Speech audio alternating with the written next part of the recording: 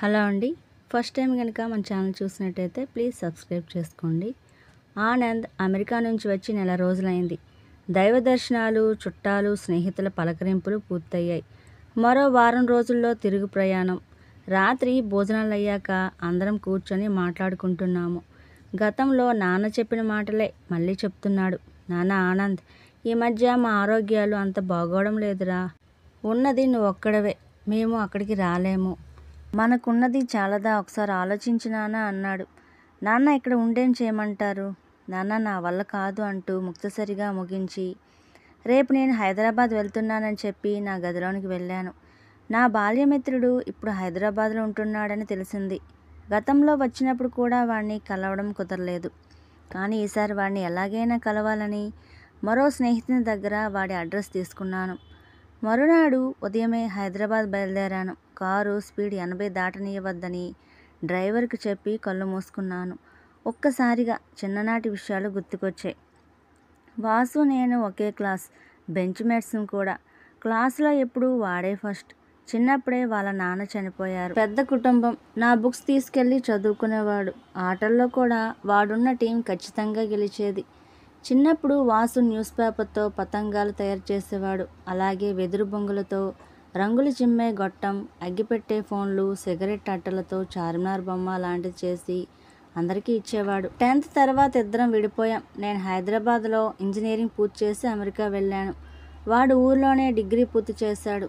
ఆ తర్వాత వాళ్ళ అమ్మ కూడా చనిపోయాక వాడు హైదరాబాద్ వెళ్ళిపోయాడని తెలిసింది. సుమారు 11 ఏళ్ల తర్వాత మళ్ళీ ఇప్పుడే కలవబోతున్నాం. పెద్దగా కష్టపడకుండానే అడ్రస్ దొరికింది. Vasu mobile and internet service board కనబడింది. గ్లాస్ డోర్ వెనకాల కూర్చొని వాసు ఎవరితోనో మాట్లాడుతున్నాడు. సర్ప్రైజ్ చేద్దామని నేను ఫోన్ కూడా చేయకుండా వచ్చాను. డోర్ తీసుకొని లోపలికి వెళ్ళాను. లోపల విశాలంగా ఉంది. 10 వరకు నెట్ క్యాబిన్స్ ఉన్నాయి. పక్కనే 4-5 పిల్లలు మొబైల్ రిపేర్ చేస్తున్నారు. నన్ను చూడగానే వాసు ఆశ్చర్యంతో ఒరేయ్ ఆనంద్, ఎన్నాళ్ళకురా అంటూ లేచి వచ్చి నన్ను ఆలింగనం చేసుకున్నాడు. ఏరా, మాట మాత్రమైనా చెప్పకుండా వచ్చావు? అమెరికా నుంచి ఎప్పుడొచ్చావు అన్నాడు వాసు. నా సంగతి సరేరా, నువ్వెలా ఉన్నావు ముందు చెప్పు అన్నాను. రా కూర్చొని మాట్లాడుకుందాం అంటూ తన క్యాబిన్లోకి తీసుకువెళ్ళాడు. ఫోన్ చేసి రహీం చాచా దోస్త్ వచ్చిండు, స్పెషల్ ఇరానీ చాయ్ ఔ తండా పానీ బిజావో అన్నాడు వాసు. నాకేంట్రా, చాలా బాగున్నాను. నీ సంగతి చెప్పు. అమ్మా నాన్న ఎలా ఉన్నారు? బాబీ పిల్లలు ఎలా ఉన్నారు అన్నాడు. అందరం బాగున్నాంరా. ఈలోగా వాసు ఫోన్ రింగ్ అయింది. నమస్తే ఎండిఓ సార్, బాగున్నారా? ఓకే, కానీ వాసు నువ్వు షాప్లోనే ఉన్నావా? ఉన్నాను సార్. సరే, షాప్ ముందే ఉన్నాను, వస్తున్నా. రండి సార్ అన్నాడు వాసు. వచ్చిన వ్యక్తిని గౌరవంగా లోపలికి ఆహ్వానించాడు వాసు. రమ్మంటే నేనే వచ్చేవాడిని కదా సార్, మీరెక్కడి దాకా వచ్చారు అన్నాడు వాసు. పర్వాలేదు Vasu, birthday invitation card, video promo చాలా బాగున్నాయి. మేడం మస్తు ఖుషి అయింది. వాసుకి థ్యాంక్స్ చెప్పమంది. అలాగే ఫంక్షన్ వీడియో కూడా నిన్నే మాట్లాడమని చెప్పింది. ఆ బాధ్యత కూడా నీదే వాసు. మంచిది సార్, అలాగే అన్నాడు వాసు. ఇదిగో వాసు, ఈ డబ్బులు ఉంచు అని 5,000 వాసు చేతిలో పెట్టాడు. అరే వద్దు సార్, ఇన్నెందుకు, 1000 రూపాయలు చాలు అంటూ మిగిలిన 4,000 బలవంతంగా అతనికి ఇచ్చేశాడు వాసు. ఇంతలో రహీం చాచా చాయ్ నీళ్లు తీసుకుని వచ్చాడు. సార్, చాయ్ తాగి పోదురు, కూర్చోండి అన్నాడు వాసు. రహీం చాచా, నీకెందుకు తక్లీఫ్, నువ్వెందుకు వచ్చినావు? చోటుగాన్ని పంపొచ్చుగా అన్నాడు వాసు. అరే వాసు బేటా, నీకు చాయ్ తేవడం కంటే నసీబ్ ఏముంటుంది చెప్పు అంటూ నీళ్లు తాగాక అందరికీ చాయ్ పోసి ఇచ్చాడు. అన్నట్లు వాసు, నువ్వు చెప్పిన ఫాతిమాకు షాదీ ముబారక్ చెక్ వచ్చింది, వచ్చి తీసుకోమని చెప్పు. అలాగే ఆ రాజమ్మకు కూడా పింఛను బ్యాంకులో పడ్డది, తీసుకోమని చెప్పు అంటూ ఎంపీడీఓ సార్ వస్తా వాసు అంటూ లేచాడు. సార్, వీడు ఆనంద్ అని నా బెస్ట్ ఫ్రెండ్, అమెరికా నుంచి వచ్చిండు అని పరిచయం చేశాడు.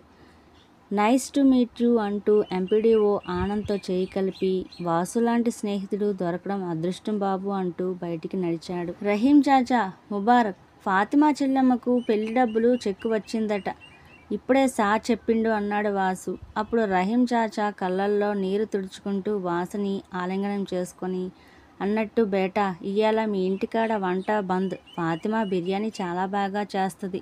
ఇంటికి చోటు గంట పంపిస్తా, వద్దనద్దు బేటా అని వెళ్ళిపోయాడు. అరే వాసు, ఇంతకు పిల్లలు ఎంతమంది, ఏం చేస్తున్నారా అన్నాను. 2 పాపలు, పెద్దది ఫస్ట్ క్లాస్, చిన్నది ఇప్పుడే స్కూల్కి వెళ్తుందిరా అన్నాడు వాసు.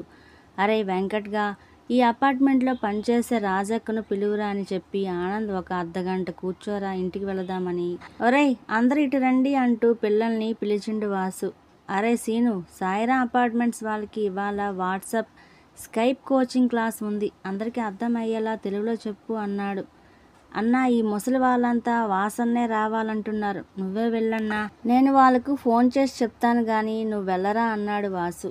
అరే నర్సి, నువ్వు పుష్ప మేడం వాళ్ళ ఇంటికి వెళ్ళు, వాళ్ళకి ఇవాళ యూట్యూబ్ కోసం వంటల షూటింగ్ ఉంది, తీసురా. ప్రేమ, నువ్వు లేబర్ కాలనీకి వెళ్ళు, వాళ్ళకి హాట్స్టార్ యాప్ డౌన్లోడ్ చేసి డైలీ సీరియల్స్ స్క్రీన్ మిర్రర్ ద్వారా టీవీకి కనెక్ట్ చేసిరా, ఎలా వస్తుందో చూసిరా. అరే నువ్వు రంగనాథ్ గారు ఒక స్టోరీ రాసి ఇచ్చారు కదా, దాన్ని సిస్టంలో అప్లోడ్ చేసి రంగనాథ్ గారి బ్లాగ్లో పోస్ట్ చేయి, డ్రాఫ్ట్లో ఉంచు, నేను చూసి పోస్ట్ చేస్తాను. అంతా వెళ్ళండిరా అన్నాడు. ఇంతలో ఒక ఆడమనిషి, వాసయ్య నువ్వు చల్లగుండాలే తండ్రి, నా ఆయుష్ కూడా పోసుకొని నిండు నూరేళ్ళు చల్లగా ఉండు నాయనా, నాకు పింఛన్ వచ్చిందట కదా, పింఛన్ పెట్టడానికి ఆ వార్డ్ మెంబరు 5,000 అడిగిండు బిడ్డ, దిక్కు మొక్కు లేక పాచి పనులు చేసుకునేదాన్ని ఏడతెద్దను బిడ్డ అంది. ఆమె మాటలకు అడ్డం వస్తూ, రాజక్క పనైంది కదా, ఇప్పుడు అవన్నీ ఎందుకు, చక్కగా బ్యాంకుకు పోయి డబ్బులు తెచ్చుకోపో అన్నాడు వాసు. రాజమ్మ వాసు కాలు మీద పడి లేచింది. అరే వద్దక్క, ఇట్లా చేయొద్దు, నువ్వు మా అక్కవు కదా, అక్కలు ఏడనైనా తమ్ముని కాళ్ళు మొక్కుతారా చెప్పు అన్నాడు. వాసు, నువ్వు దేవుడివయ్యా అంటూ 2 చేతులెత్తి మొక్కింది. ఆ పెద్ద ఆవిడ నా వైపు తిరిగి, అయ్యా నువ్వు ఎవరో గాని మా వాసయ్య దేవుడయ్యా, పోయిన నెల జ్వరం వచ్చింది, ఒళ్ళు తెలవకుండా పడి ఉంటే దావఖానాకు తోలుకుపోయి మందులు ఇప్పించి నయం చేయించిండు, దిక్కు మొక్కు లేని దాన్నని రోజు నాకు డబల్ రొట్టెలు పాలు తెచ్చి ఇచ్చిండు బిడ్డ, కొడుకు లెక్క చూసుకుండు తండ్రి. నాయనా వాసయ్య, వస్తా బిడ్డ, మొదటి జీతంలో నుండి నీకు జిలేబీ కొనుక్కొస్తా బిడ్డ అంటూ వెళ్ళిపోయింది. ఆమె పోగానే మరో మహిళ వాసు దగ్గరికి వచ్చింది. లక్ష్మి అక్క, ఇప్పుడే ప్రేమ్ గాని పంపిన, టీవీ ఎట్లుందో చూడమని. ఏం సంగతక్క ఇట్లొచ్చినావు? తమ్మి వాసు, థ్యాంక్స్ అయ్యా, నీ వల్ల మా లేబర్ కాలనీలో టీవీ సీరియల్ చూస్తున్నాం. ఆ కేబుల్ టీవీ వాడు ఇంటికి 2,000 కడితే బాక్స్ పెడతానన్నాడు, నెల నెల 300 కట్టమన్నాడు. మా చేతనయిద్దా తమ్మి, నువ్వు ఈ కనెక్షన్ పెట్టుకుంటే పొద్దనక పనిచేసే మాకు అయ్యంత సంతోషం కొరవయ్యేది అంది. అన్నట్లు తమ్మి మర్చిపోకు, మా ఇంటికి మరదలు పిల్లల్ని కూడా తోలుకరా, వస్తా తమ్మి అంటూ వెళ్ళిపోయింది. ఇంతలో 10 మంది చిన్నపిల్లలు క్యూలో వచ్చి షాప్ ముందు నిలబడ్డారు. వాసు, వాళ్ళంతా ఎవర్రా అన్నాను. వాళ్ళంతా లేబర్ కాలనీ పిల్లలరా, రోజు ఈ టైంకి వీళ్ళకి ఇంటర్నెట్ ఉచితంగా నేర్పిస్తాను, అందుకే వచ్చారు. అందరు పిల్లల్ని వాసు లోపలికి వెళ్ళమన్నాడు. పిల్లలందరూ బిరబిరా లోపలికి వెళ్ళారు. పిల్లలందరూ వెళ్ళిపోయాక వాసుని కలవడానికి చాలామంది వచ్చారు. అరే షాప్ కట్టేసి ఇంటికి రారా అని అక్కడ ఉన్న అబ్బాయికి చెప్పి నేను వెళ్తున్నానంటూ, పదరా ఆనంద్ ఇంటికి వెళ్ళి మాట్లాడుకుందాం అంటూ నా సమాధానం కోసం చూడకుండానే నా చేయి పట్టుకొని లేపాడు వాసు. ఇల్లు దగ్గరేరా, పద నడుద్దామంటూ ఇద్దరము మాట్లాడుకుంటూ నడుస్తున్నాం. అరే వాసు, ఈ వాట్సాప్ కోచింగ్ వగేరా ఏంట్రా అన్నాను. ఇక్కడ అపార్ట్మెంట్స్లో ఉండే వాళ్ళంతా పెద్ద వయసు వాళ్ళురా, వాళ్ళ పిల్లలు ఎక్కువ మంది విదేశాల్లోనే ఉన్నారు. వాళ్లకు నెట్ బ్యాలెన్స్ వేయడం, వాట్సాప్లో స్కైప్లో ఎలా మాట్లాడాలో, తెలుగులో మెసేజ్లు ఎలా పెట్టాలో నేర్పిస్తాను. మనకు కూడా కొంచెం డబ్బులు వస్తాయి. వాళ్ళకు Facebook account, online account create చేయడం, వాళ్ళకు టికెట్స్ బుక్ చేయడం, వాళ్ళకు అవసరమైన నాకు చేతనైన అన్ని సహాయాలు చేస్తుంటాను. వీటన్నింటికి మినిమం ఛార్జీ తీసుకుంటానురా, ఇక్కడ పని కన్నా నమ్మకం ముఖ్యంరా అంటూ చెప్పసాగాడు వాసు.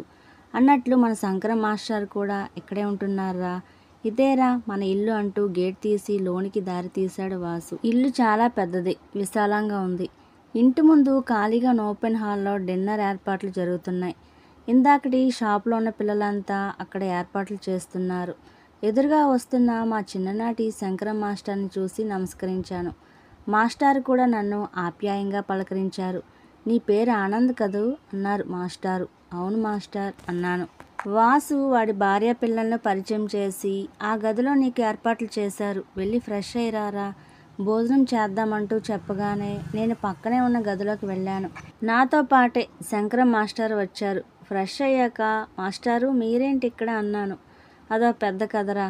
ఇద్దరు పిల్లలు అమెరికాలో సెటిల్ అయ్యారు. నా భార్య పోయాక చాలా ఒంటరయ్యాను. పిల్లలు కూడా చుట్టాలకు మళ్ళీ వచ్చిపోయే బంధువులయ్యారు. ఇంత ఆస్తి ఉన్నా తృప్తి లేదు. తీవ్రమైన మనస్తాపనతో ఆత్మహత్యా ప్రయత్నం చేశాను. విధి లిఖితం, ఈడు కాపాడాడు.